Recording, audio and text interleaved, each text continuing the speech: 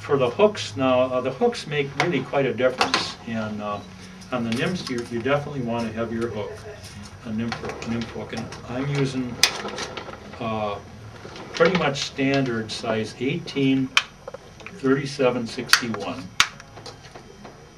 that one, or a 3769, a size 18, which is a little bit, gives you a little bit smaller, shorter appearance, which I also like. So 3761 size 18 or 3769 size 18 are what I use mainly. I'm going to tie, let's tie 3 of these, and then we'll move on.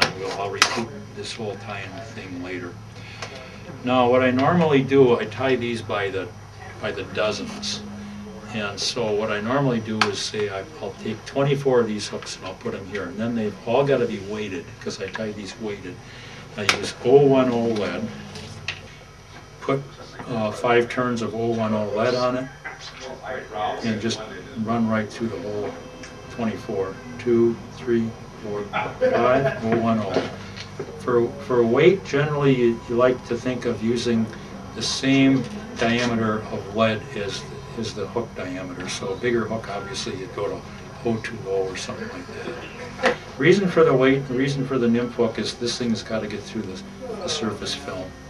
And believe me, there's some flies that may look heavy and all that, and they're supposed to be fished under the film, and it's just hard to get them through the film sometimes. This fly would be one that really needs a little extra weight to get down. The lead is going to go where the thorax of the insect would be. Okay. It's going to help define the thorax, because I do like a well-defined thorax on these nymphs. So you're going to hold the lead in place with your tying thread, which again is 80. I like brown or dark olive for this pattern. So next we're going to tie this nymph, and we're going to go from the tail up to the front end. So we're going to go rear forward.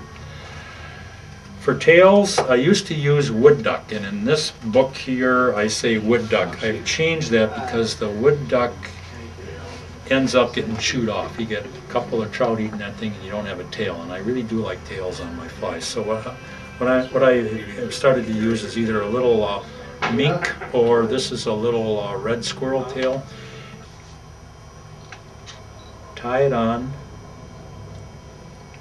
double check, still too long, just shove it forward, still a little long, shove it forward, getting there, still a little long. Securing it, trim off the butts of the tail, which is hard for you guys to see where you are. So now we have the tail on, we got to use our ribbing. So this is that fine gold tinsel. You can just get it started and then pull it back so you don't need to trim it. And my ribbing is going back. Now we're ready for the abdomen, and that's where we're going to use this beaver. This is a beaver hide that I bought the entire hide and I dyed it. And beaver is an excellent dubbing material for fine flies. It's unparalleled, except for maybe silk, and we'll be tying silk with silk a little while later. So this is enough dubbing here for a good 18-24 flies. Got to get the guard hairs out of there. And this can be kind of a pain. But you want all of the guard hairs out of there. They'll just come back and irritate you later. Okay, so we have beaver dubbing, and the beauty of beaver is you can put this on the thread so it's really small and fine. And if you have a little too much, you can just pull it off and it comes off really nice. It comes off right where you want it to come off. So I'm ready to start dubbing. This is almost too fine, and just add a little more. And I like to have maybe a 1/4 of an inch of just bare thread so that I don't like the dubbing going right up to the hook. I like maybe a 1/4 inch so I can accurately get this thread right back to the rear end of this fly. And then now my dubbing is starting now. Dub a thin cylinder forward. And you can keep going right on over the thorax. Now as you can see, I got too much dubbing here. You just pull it off.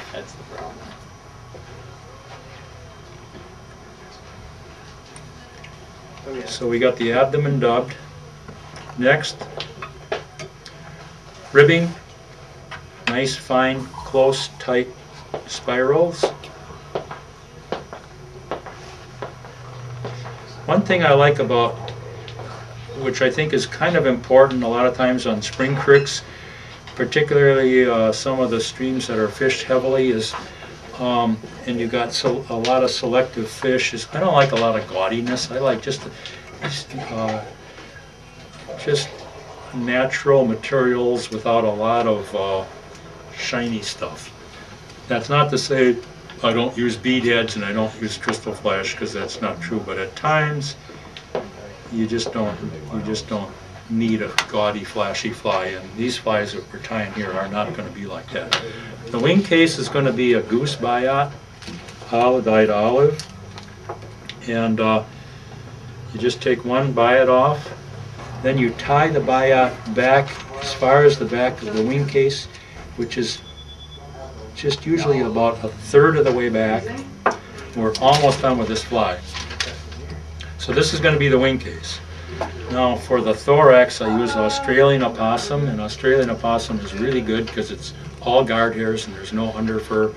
It's got just enough spikiness to suggest legs, but yet it winds on top of itself so you can get a little bit of a body. So I just keep my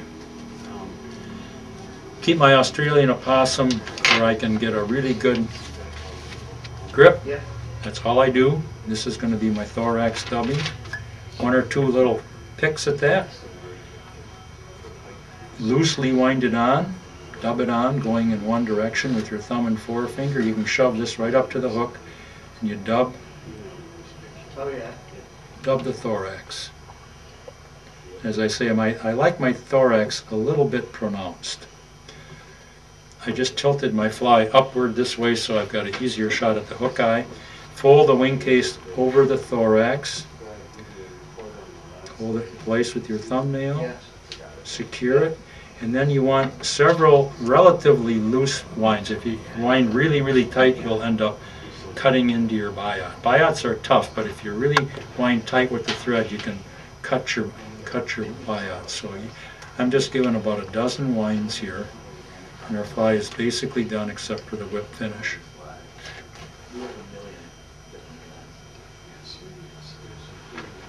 Yeah. This is my most used fly. 5. Do you fish it alone, Ross, or do you fish it as a dropper? Both ways. I often fish it as a trailing fly. Often, and I'll fish it under. I fish it in fuzzball, which will tie. I'll fish it under any surface fly that this won't. It's got to be big enough so this won't pull it under. I'm usually using 5X fluorocarbon. Then what I do is I flatten it, oink, and I pick out laterally.